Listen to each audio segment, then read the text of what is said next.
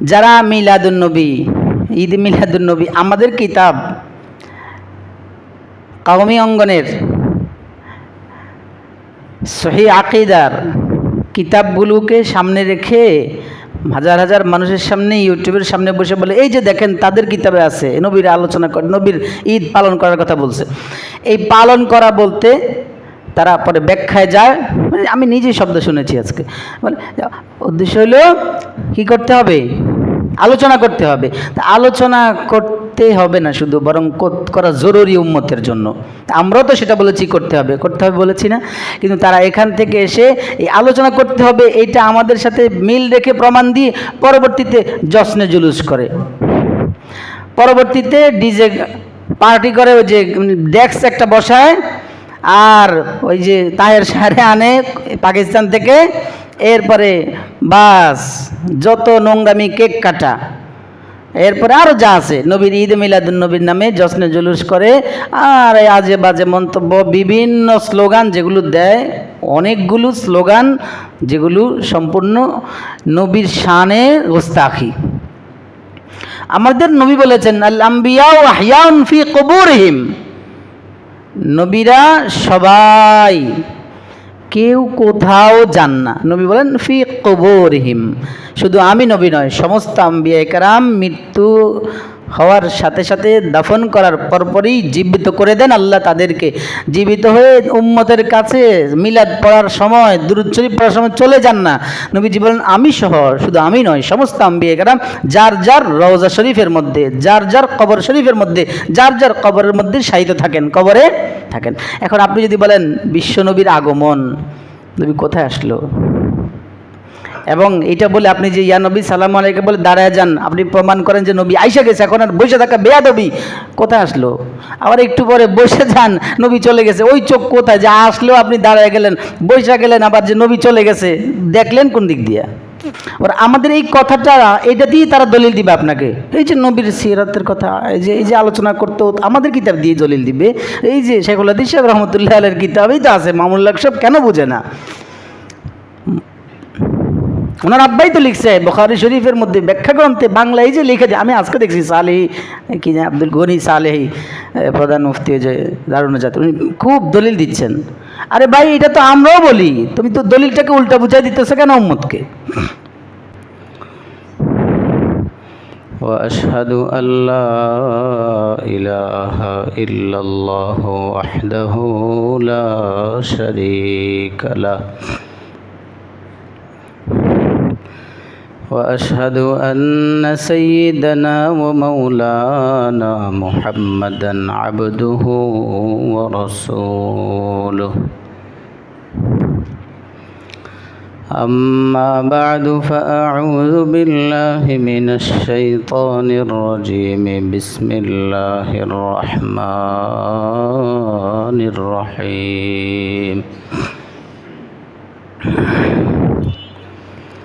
لقد كان لكم في رسول الله أسوة حسنة لمن كان يرجو الله واليوم الآخر وذكر الله كثيرا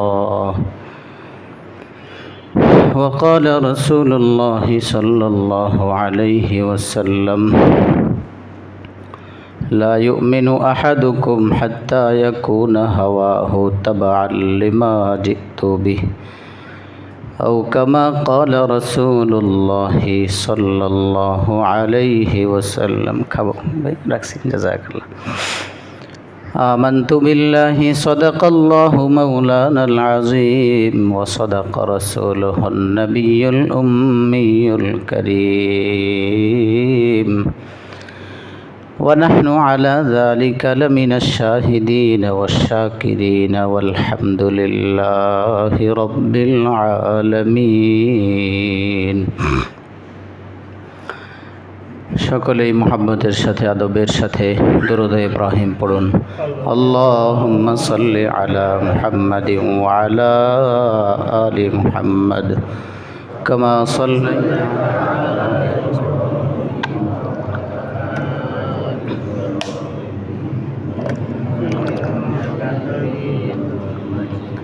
اللهم بارك على محمد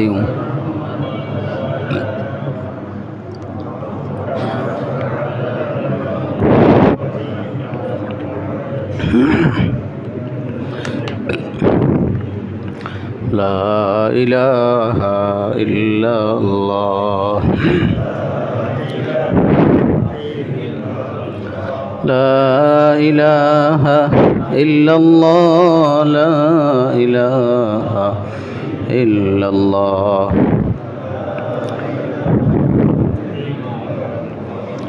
لا إله إلا الله محمد رسول الله صلى الله عليه وسلم الله الله الله الله الله الله الله الله الله الله الله الله الله الله الله الله الله الحمد لله ثم الحمد لله সমস্ত প্রশংসা মহান রব্বুল আলামিনের, যিনি তার ঘরে আসার বসার তৌফিক দিয়েছেন। এজন্যই সকলেই প্রাণ খুলে পড়ুন আলহামদুলিল্লাহ। আল্লাহ রব্বুল আলামিনের দয়ার মায়ায় আমরা এসেছি আলহামদুলিল্লাহ। আমাদের প্রিয় নবী সাল্লাল্লাহু আলাইহি ওয়াসাল্লামের এই পৃথিবীতে পবিত্র জীবন ছিল 63 বছরের। কত বছরের? 63 বছর হায়াত পেয়েছেন। পুরোটাই পবিত্র মহাজীবন। রবিউল আউয়ালের কয় তারিখ আজকে? মনে হয় 11 তারিখ সম্ভবত। হ্যাঁ, 11 তারিখই। তো নবীজির জীবনটা 2 ভাগে বিভক্ত।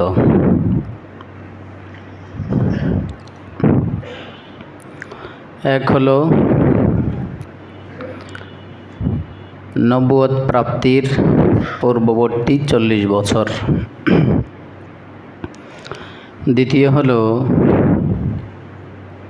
নবুয়ত বা ওহী নাজিল শুরু হওয়ার পরবর্তী 23 বছরের পবিত্র মহাজীবন ইতিহাস। মোট জীবন 63 বছরের। এর মধ্যে 40টা বছর হলো ওহী নাজিল হওয়ার পূর্ববর্তী 40 বছর। সংক্ষেপে নবীর জীবনটাকে দিয়ে এক কথা নিয়ে এরপর আমরা আলোচনা করব। এই 40 বছর এটা হলো নবুয়ত প্রাপ্তির পূর্ববর্তী, আগে, এটা আগে। আর এরপরে আরও আছে 23 বছর, এটা হলো নবুয়তির বছর। এটা হলো নবুয়তের 23 বছর। এটা হলো ওহী নাজিল হওয়ার পরবর্তী 23 বছর। এটা আবার 2 ভাগে বিভক্ত। কত প্রকার? 1 মক্কি জীবন, 2 মাদানী জীবন। মক্কি জীবন 13 বছরের, মাদানী জীবনটা 10 বছরের, মোট 23 বছর। আসেন প্রথম অংশে 40 বছর। এটা হলো নবুয়ত পাওয়ার পূর্বের 40 বছর। এই 40 বছরের পুরো জীবন ইতিহাসটা, এই 40 বছরের পুরো ইতিহাস নবীজির একটাও উম্মতের জন্য পালনীয় নয়, যেহেতু তিনি তখন নবী হিসাবে প্রকাশিত হননি। তাকে নবী বানিয়েছেন আল্লাহ আদম আলাইহিস সালামের সৃষ্টিরও পূর্বে, কিন্তু নবুয়ত দিয়ে প্রকাশ করেছেন 40 পুরো হওয়ার পরে। তিনি নিজে বলেছেন, হাদিস আমিও পড়িয়েছি শামাইলে মুহাম্মাদিয়ার মধ্যে, প্রথম হাদিস। তাহলে নবুয়ত প্রাপ্তির পূর্ববর্তী 40 বছরটা উম্মতের জন্য করণীয় না, পালনীয়। ইচ্ছা করলেও পালন করতে পারবে না, ইচ্ছা করলেও করতে পারবে না। হ্যাঁ, তাহলে এই 40 বছর কি? তিনি তো ভবিষ্যতে কিছু একটা হতে যাচ্ছেন, মহামনীষী হচ্ছেন, একজন নবী সাইয়্যিদুল আম্বিয়া হচ্ছেন তিনি। তাহলে এই 40টা বছর কি? মুহাদ্দিসিনে কেরাম বলেন এই 40 বছর হলো নবীজির জন্য নবুয়তের দলিল। নবীর জন্য 40 বছরের ইতিহাসে এমন এমন আশ্চর্য আশ্চর্য কিছু জিনিস আল্লাহ রব্বুল ইজ্জত নবী করিম সাল্লাল্লাহু আলাইহি ওয়াসাল্লামের মাধ্যমে প্রকাশ ঘটিয়েছেন। এমন অলৌকিক কিছু বিষয় নবীর মাধ্যমে 40 বছরে এসেছে, প্রকাশ পেয়েছে, যেগুলো প্রমাণ করে তিনি ছোটোখাটো কেউ না, ইনি অনেক বড় কিছু হতে যাচ্ছেন, এবং সেগুলোই প্রমাণ করে তিনি নবী হবেন। এজন্যই মুহাদ্দিসিনে কেরাম বলেন এই নবুয়ত প্রাপ্তির পূর্ববর্তী 40 বছরটা হলো নবীর জন্য নবুয়তের প্রমাণ, নবীর জন্য নবুয়তের। কেন? কারণ এই 40 বছরে আল্লাহ রব্বুল আলামিন নবী করিম সাল্লাল্লাহু তাআলা আলাইহি ওয়াসাল্লামের মাধ্যমে এমন এমন অলৌকিক কিছু বিষয় প্রকাশ করেছেন, যেগুলো নবী ছাড়া, শুধু নবী নয়, আমাদের নবী সাইয়্যিদুল আম্বিয়া ছাড়া, আরে মানুষ তো দূরের কথা, ফেরেশতাদের মাধ্যমেও সম্ভব না, অন্যান্য নবীদের মাধ্যমেও যেটা সম্ভব না, সেটা আমাদের নবীর মাধ্যমে আল্লাহ করিয়েছেন। সুবহানাল্লাহ। এবং পৃথিবীর ইতিহাসে এমন কোনো অলৌকিক ঘটনা এই নবুয়ত প্রাপ্তির পূর্বে অন্য কোনো নবীর মাধ্যমেও ঘটে নাই। একটা শুনেন, সিরাতের কিতাবের মধ্যে এসেছে, তা সিরাতে খাতামুল আম্বিয়ার মধ্যে এসেছে, নবীজি সাল্লাল্লাহু আলাইহি ওয়াসাল্লাম পৃথিবীতে যেদিন এসেছেন, ভূমিষ্ঠ হয়েছেন, ভূমিষ্ঠ হওয়ার সাথে সাথে তিনি আল্লাহ জাল্লা শানুহুর শুকরিয়া আদায় করে দোয়া পড়েছেন। সুবহানাল্লাহ। বুঝেন নাই তো আপনারা? মাত্র বাচ্চা জন্ম হয়েছে পৃথিবীতে, ওই বাচ্চা কথা বলতে পারে, আবার বলে আরবিতে। সুবহানাল্লাহ। জন্ম হওয়ার সাথে সাথে সিরাতে খাতামুল আম্বিয়া কিতাবের মধ্যে পড়েছি, ওখানে লিখেছেন পৃথিবীতে ভূমিষ্ঠ হয়েই আল্লাহ রব্বুল আলামিনের শুকরিয়া আদায় করে দোয়া পড়েছেন। আল্লাহু আকবার। দোয়াটা কি? আল্লাহু আকবার কাবীরা ওয়ালহামদুলিল্লাহি কাসীরা ওয়া সুবহানাল্লাহি বুকরাতাও ওয়া আসীলা। পারবে কোনো উম্মত? পেরেছে? কোনো নবীর মাধ্যমেও ঘটেছে না।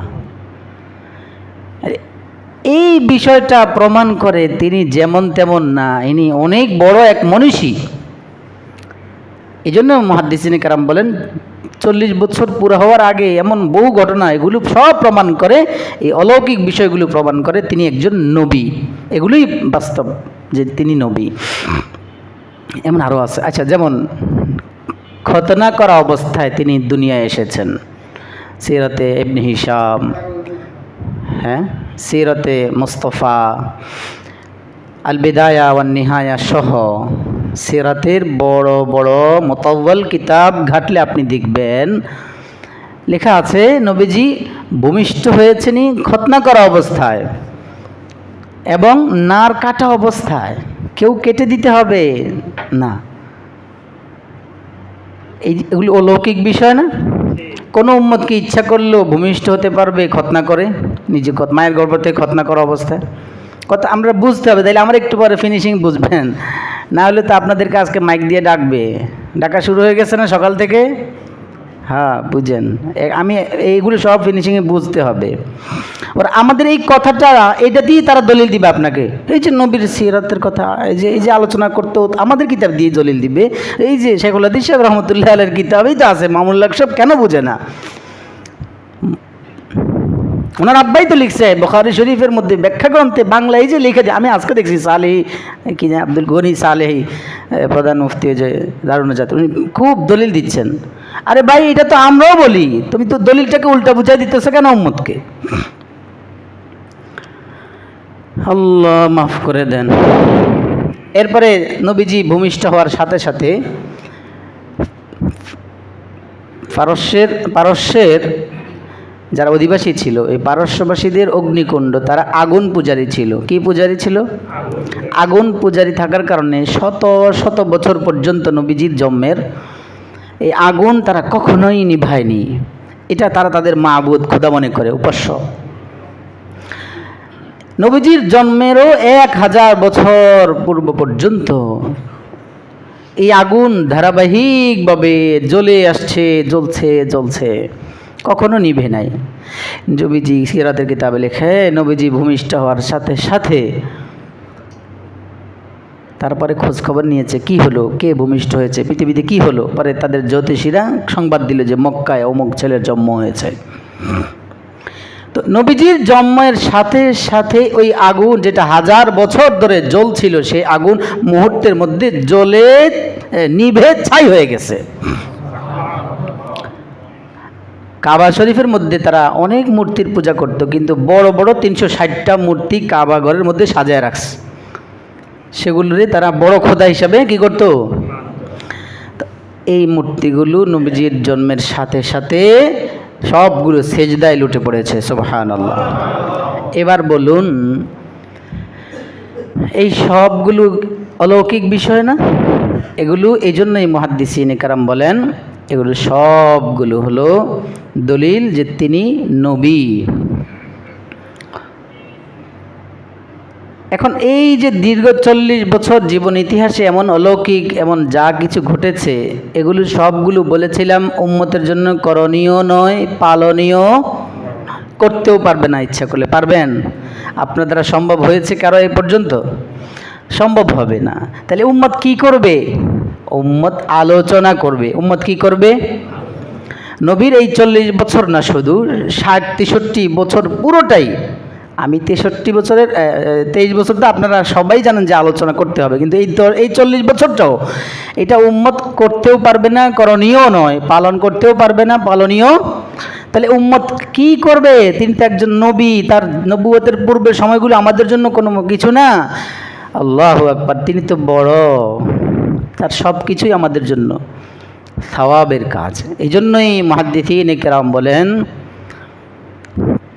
মুআররিখিন বলেন, আমাদের সালাফ বলেন, নবীজির এই পুরো জীবনের বিশেষ করে 40 বছর সহ বাকি পুরো 63 বছর পুরোটা হলো, আচ্ছা ওইটা তো পালনীয়, 23 বছর এটা তো পালনীয়, পালন করতে হবে, করণীয়। এই জন্য আমরা 40-এ আছি। এই 40 বছরটা এটা উম্মতের জন্য আলোচনার বিষয় এবং অত্যন্ত জরুরি আলোচনার বিষয়। উম্মত নবীজির এই 40 বছর জানবে, পড়বে, শুনবে, আলোচনা করবে।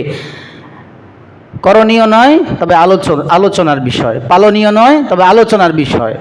আলোচনা করলে লাভ কি? 3টা লাভ। কয়টা লাভ? একটু পরে বলছি। উম্মতের জন্য এইগুলো 40 বছর, এই পুরো 40 বছর যদি উম্মত নবীজির ইতিহাসগুলো শুনে, আলোচনা করে, পড়ে, তাহলে লাভ কয়টা? 3টা লাভ। এবার আসেন, আমরা কি বলেছিলাম? 40 বছরের এই জীবনটাকে উম্মত কি করবে? আলোচনা করবে। এটা আমরা বলছি না, এখন মিম্বারে বসে বলছি না? যারা মিলাদুন্নবী, ঈদ মিলাদুন্নবী, আমাদের কিতাব কওমি অঙ্গনের সহিহ আকীদার কিতাবগুলোকে সামনে রেখে হাজার হাজার মানুষের সামনে, ইউটিউবের সামনে বসে বলে, এই যে দেখেন তাদের কিতাবে আছে নবীর আলোচনা করে, নবীর ঈদ পালন করার কথা বলছে।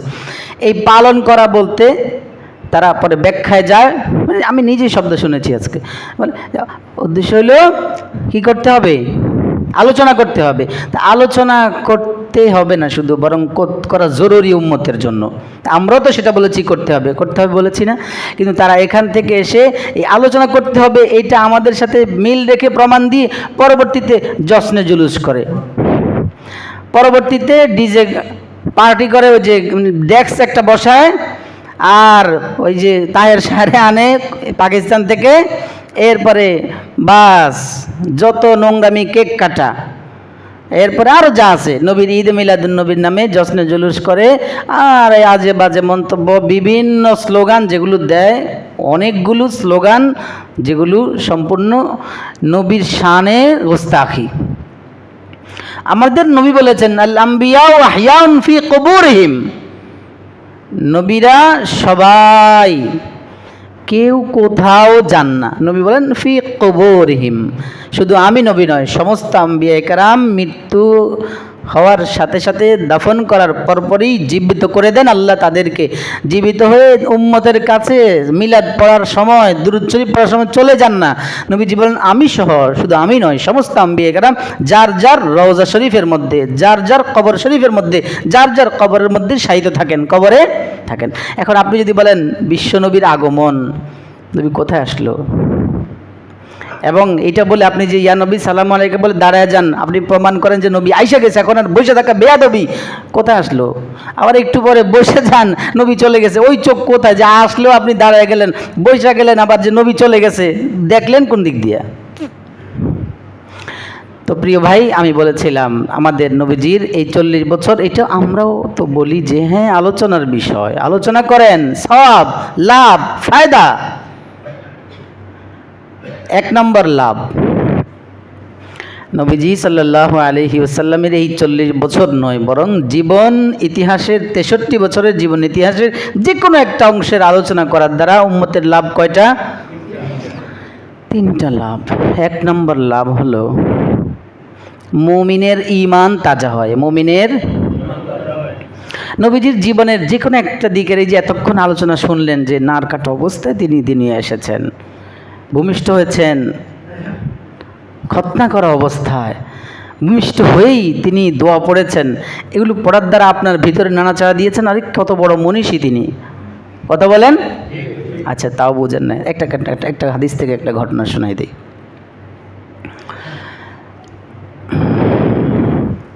নবীজি সাল্লাল্লাহু আলাইহি ওয়াসাল্লাম মক্কার লোকদেরকে দাওয়াত দিচ্ছিলেন।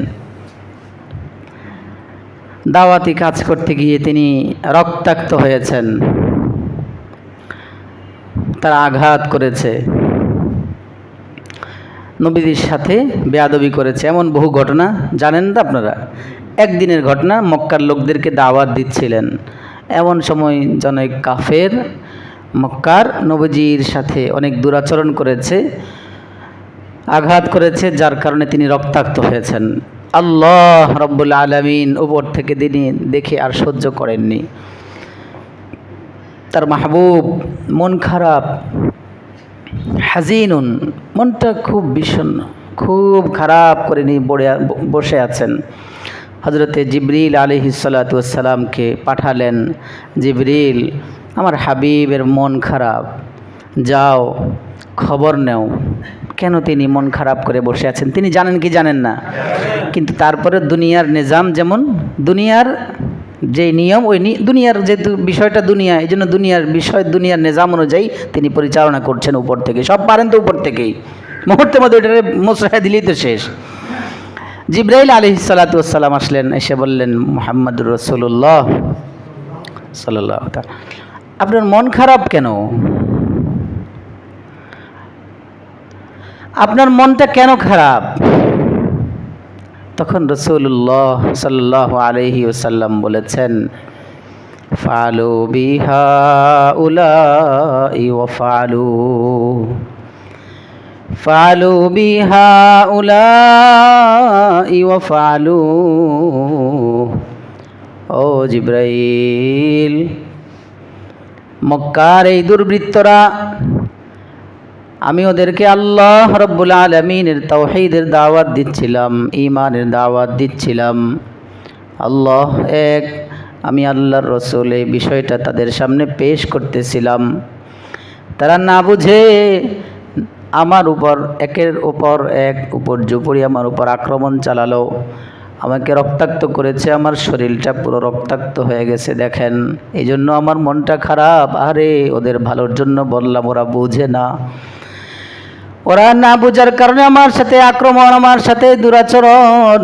ওরা যদি বুঝতো তাহলে অবশ্যই অবশ্যই তাদের আখিরাতের জন্য ঈমান কবুল করে আখিরাতের ঠিকানা জান্নাতে বানায় আনিত।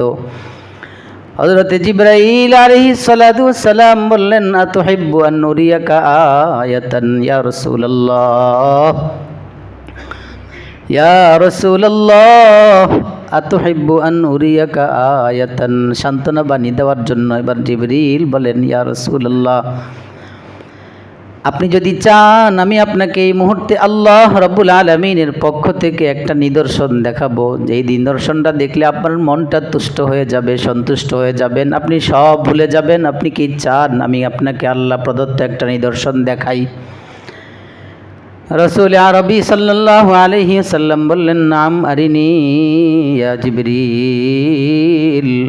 হ্যাঁ ভাই জিবরিল, আমাকে দেখান, আল্লাহ প্রদত্ত আল্লাহর পক্ষ থেকে একটা নিদর্শন দেখান, যেই নিদর্শনটা দেখলে আমার মনটা ভালো হয়ে যাবে।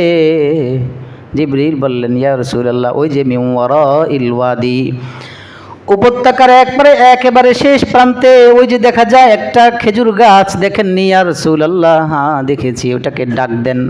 বলেন না আল্লাহু আকবার। নবীজিকে বলতেছে গাছটাকে ডাক দেন। আপনি ডাকেন কারে? আপনার ছেলেরে, নাইলে পুরুষ মহিলা, যে কোনো একজনকে, যে কথা শুনে, ডাক শুনে। জিবরিল বলতেছেন, ইয়া রাসূলুল্লাহ, ওই যে গাছ দেখা যায় নাখলা, খেজুর গাছটাকে আপনি ডাক দেন। আল্লাহু আকবার। নবীজি বলার সাথে সাথেই নবীজি ডাক দিলেন। ডাকার সঙ্গে সঙ্গে খেজুর গাছটা দূর, বহুদূর মিন ওয়ারাইল ওয়াদি থেকে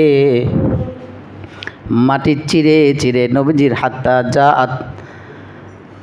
হাত্তা কামাত ফাজালাত তামশি হাত্তা কামাত বাইনা ইয়াদাই রাসূলিল্লাহি সাল্লাল্লাহু আলাইহি ওয়াসাল্লাম।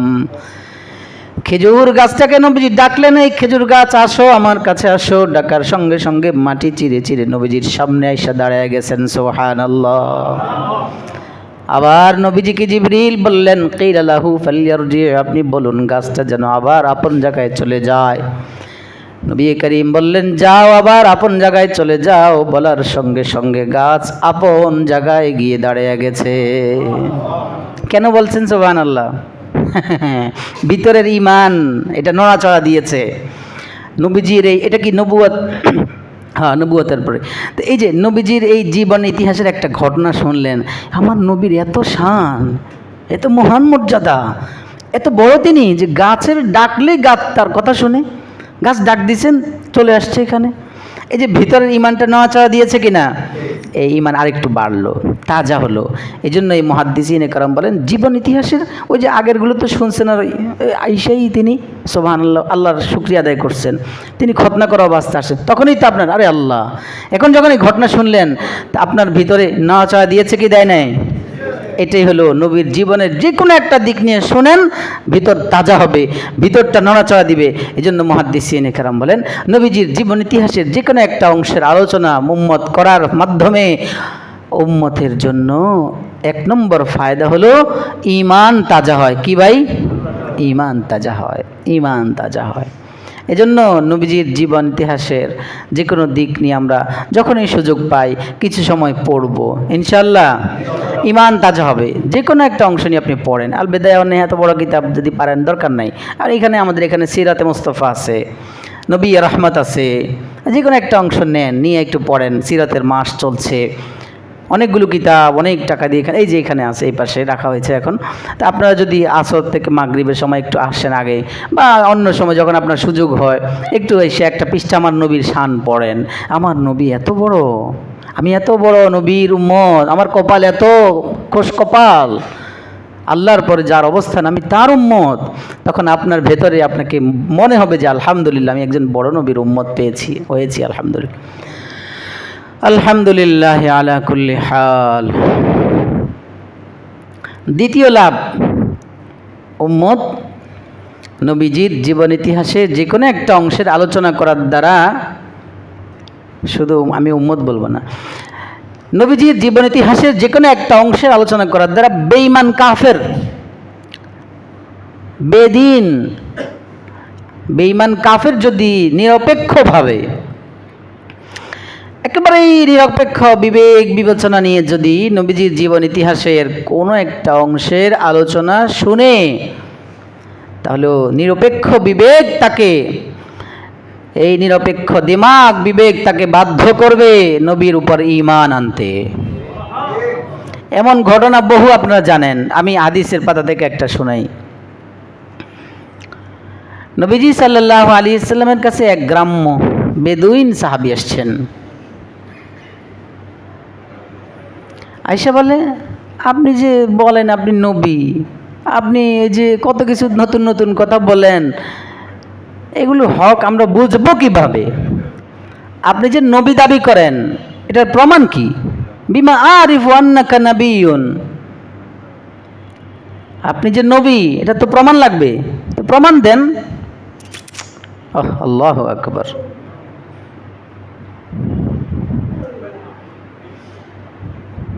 বিমা আরিফু আন্নাকা নাবিয়্যুন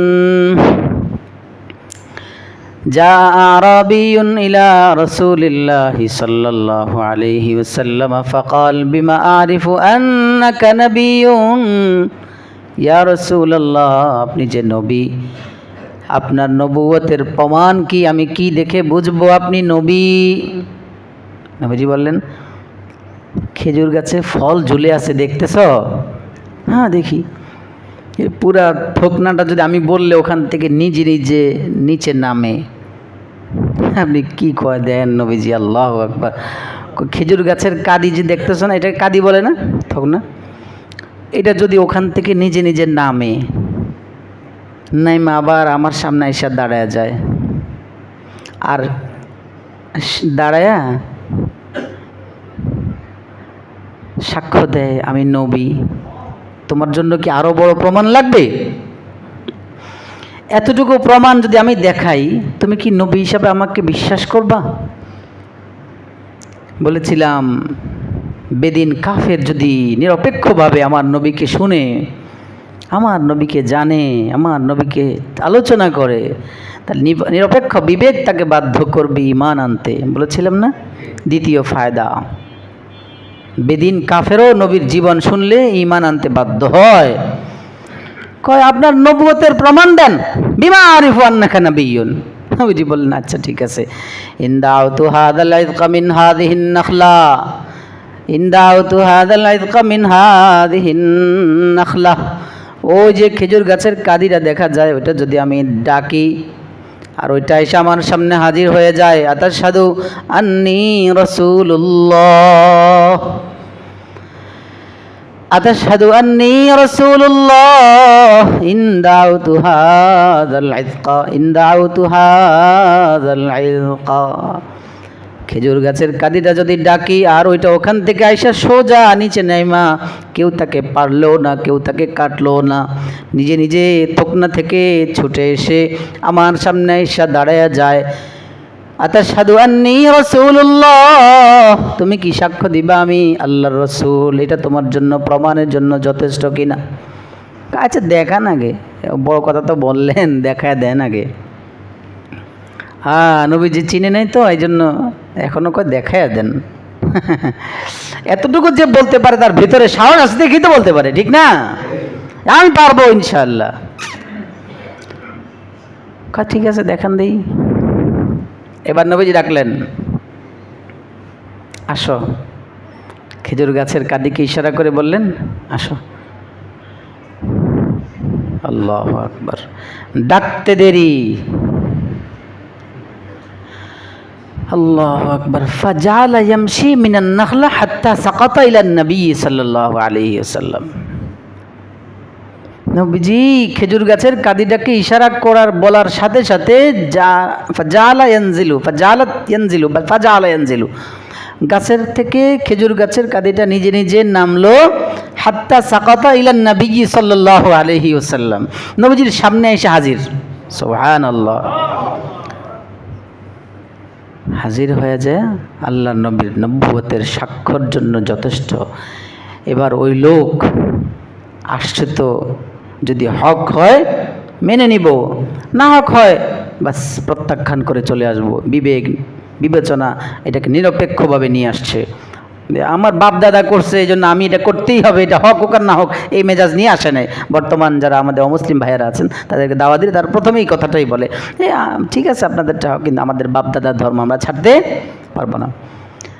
তো এই বদ্ধ গ্রাম্য সাহাবি এসে যখন নবীজিকে এটা বললেন, এরপর নবীজি মর্যাদা দেখালেন আল্লাহর দয়ায়, বাস সাথে সাথে পড়ে উঠল আশহাদু আল্লাহ ইলাহা ইল্লাল্লাহু ওয়া আশহাদু আন্না মুহাম্মাদান আবদুহু ওয়া রাসূলুহু।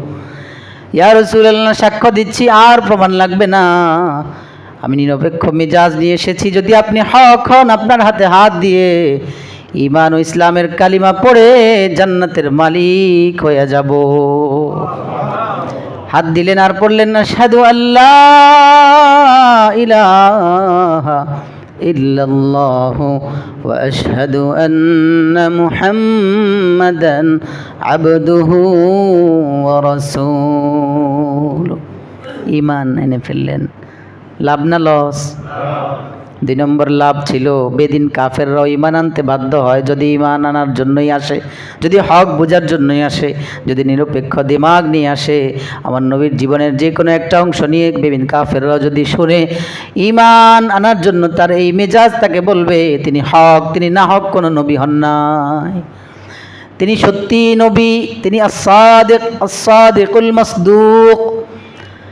সাথে সাথে বেঈমান কাফেররা, এমন বহু বেঈমান, আরে একজনও তো ছিল না ইমানদার, সব বেঈমানই তো, সবাই তো বেঈমানওয়ালা ছিলেন, বেঈমান ছিলেন না। কিন্তু সবাই যখন দেখেছে মুহাম্মদ দাওয়াত দিচ্ছেন, এখন দেখি বুঝি তার দাওয়াত, কারণ যিনি 40 বছর আমাদের সাথে কোনোদিন প্রতারণা করেন নাই, মিথ্যা বলেন নাই, যাকে আমরা জীবনে কোনোদিন মিথ্যা বলতে দেখি নাই, তিনি যেহেতু আজকে হঠাৎ করে 40 বছর পার হওয়ার পরে এটা বলতেছে, আরে যার মাধ্যমে আমাদের হাজরা আসওয়াদ নিয়ে আমরা ঝগড়া বিবাদে লিপ্ত ছিলাম, হাজরা আসওয়াদ নির্মাণের পরে কোথায় রাখবে, কে রাখবে, এই শ্রেণী, এই কাফেলা, এই গ্রামের লোকেরা, ওই গোত্রের লোকেরা, তারা বলতেছে আমরা রাখবো কারণ আমাদের ক্রেডিট হবে, ওরা বলতেছে আমরা রাখবো আমাদের ক্রেডিট হবে, সবাই সবার গোত্রের সুনামের জন্য যে আমাদের গোত্রই রাখবে। মুহাম্মদুর রাসূলুল্লাহ সাল্লাল্লাহু আলাইহি সাল্লামের সম্মান তখন আল্লাহ বাড়িয়ে দিয়েছেন। সবাই মিলে বলল আচ্ছা একটা ফয়সালা হয়ে যাক, আগামীকাল ভোরে সবার আগে যে হারামের দরজা দিয়ে প্রবেশ করবে, কে প্রবেশ করবে কেউ তো জানে না, জানে কেউ? তারা ফয়সালা করলো বাইতুল্লাহর দরজা দিয়ে যে প্রথম প্রবেশ করবে সেই যে ফয়সালা দিবে সেটাই আমরা মানব। সুবহানাল্লাহ। অথচ এটা 40-এর আগে, নবুয়ত প্রাপ্তির পূর্বে, এখন নবী হন নাই তিনি। আল্লাহর কি মহিমা, আল্লাহর কি শান, আল্লাহর কি ইচ্ছা, আল্লাহ রাব্বুল আলামিন আমাদের নবীকে সেদিন সবার আগে তিনি বাইতুল্লাহর দরজা দিয়ে ঢুকে আল্লাহর জন্য বাইতুল্লাহে ঢুকলেন। এটা যখন মক্কার সমস্ত লোকেরা দেখেছে মুহাম্মদ প্রবেশ করলো, আর আগের থেকেই তাকে তারা বলে আল আমিন, আস-সাদিক, আল মাসদুক। তো যিনি আমাদের কাছে স্বীকৃত, যিনি আমাদের সবার পছন্দের, উনি যেতে ঢুকছে, এখন এবার সবাই আরও বেশি খুশি। যাক, আমাদের পছন্দের লোকটাই, মনে করেন 2 গোত্রের মধ্যে লাগালাগি, ওই দুই গোত্রের আরেক গোত্রের একটা লোক ঢুকলো, এখন এরা ফয়সালা যদিও দিছে যে আগে যে ঢুকেতে, এখন তারপরেও তো বলবে আরে না এরা মানি না, বলবে না? কিন্তু তিনি এমন এক ব্যক্তিত্ব যাকে কেউ মানি না এই পর্যন্ত 40 বছরে বলে। এবার সব বলে হ্যাঁ তিনি যেই ফয়সালা দিবেন সেটাই আমাদের ফয়সালা, সেটাই আমাদের মান্য। তিনি সুন্দরভাবে সবাইকে ডাকলেন, বললেন একটা চাদর বিছাও, চাদরটা বিছালেন সবাই, বিছিয়ে এবার সুন্দর করে পাথরটা রাখা হলো। এবার তিনি বললেন যত গোত্র আছে সবাই আসো এখানে, সবাই চাদরটা ধরো। কি সুন্দর ফয়সালা!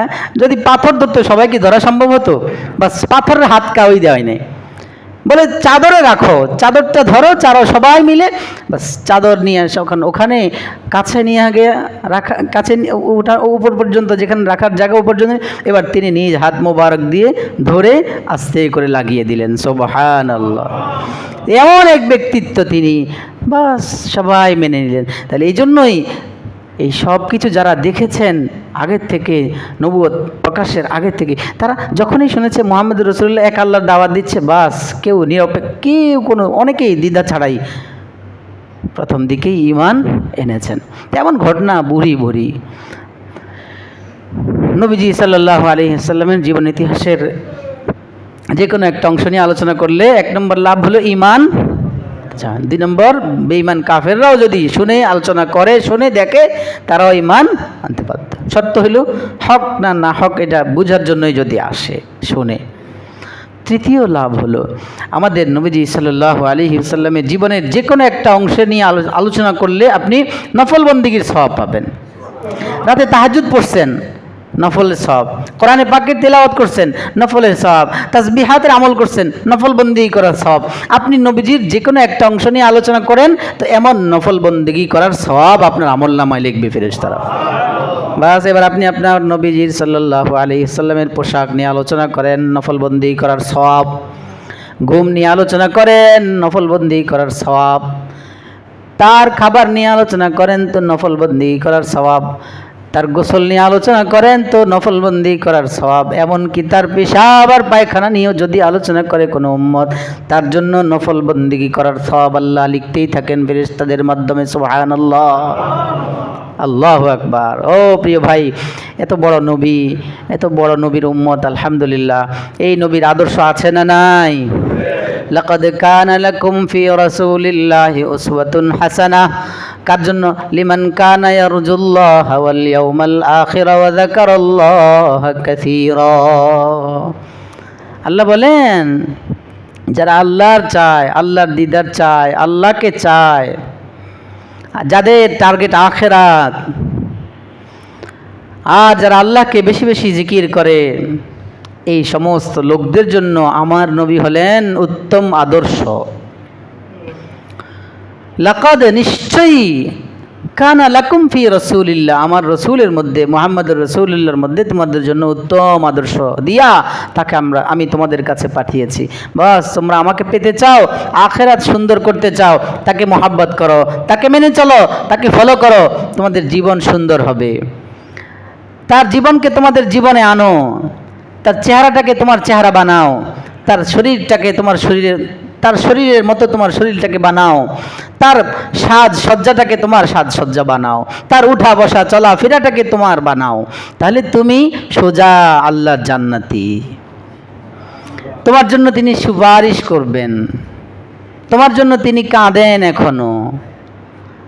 আল্লাহ আমাদেরকে তৌফিক দান করেন, আল্লাহ আমাদেরকে ইখলাসের জীবন দান করেন, নবীজির জীবনের রঙে রঙিন হওয়ার তৌফিক দান করেন।